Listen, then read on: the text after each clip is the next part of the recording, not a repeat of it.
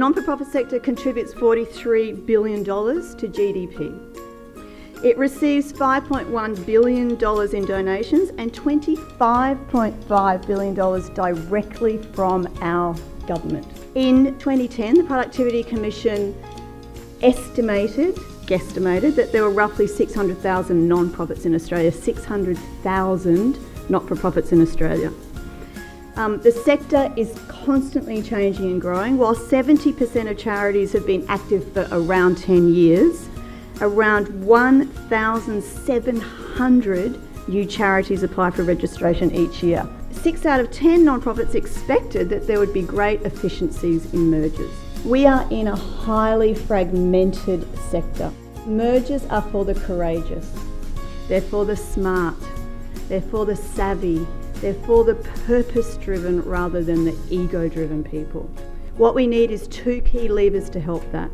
We need financial incentives, which are not available in the non-for-profit sector but are available in the for-profit sector, and we need financial matchmakers, something that is also very available in the for-profit sector, to help leaders identify, explore, do due diligence and help work out what the options are. Ultimately, we have to cooperate, we have to merge, we have to join to achieve our common destiny. In Australia, the extraordinary innovation that comes when people have the freedom and the opportunity to respond and align their best hopes and ideals with social problems, what not-for-profits actually address, is the biggest gift we have. The proposition seems to rest on the assumption that Australia's social sector is ineffective or inefficient or does not provide good value. I don't accept such an assumption. Most of the organisations we have, large and small alike, already exist for a good reason. They're incredibly diverse and most of them are distinctive, working in discrete specialist fields with specialised expertise, with particular networks and stakeholder relationships that are hard to recreate through a merger. They represent diversities of approach and philosophy, and they're often founded with very deliberate intent, and that intent needs to be remembered and honoured. You only tinker with it with careful consideration. They work at a human scale. Most actually operate within a local geographic area, and because they offer local control and participation, the mergers just aren't very sensible.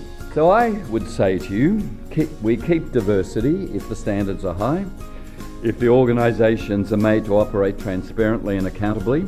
Social sector organisations already do collaborate extensively.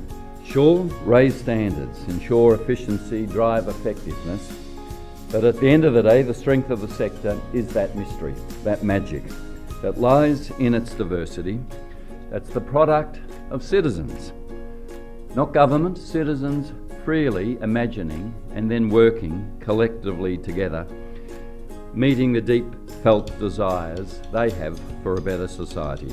I think Jan's comment about being purpose-driven, not ego-driven, is really key if you are thinking about a merger. It has to be a conversation about how do we achieve what we want to achieve and not how do I, as the CEO, maintain my job. How do I make sure that all my staff end up with jobs in the new organisation? You can't actually think like that, and that's very difficult in our sector.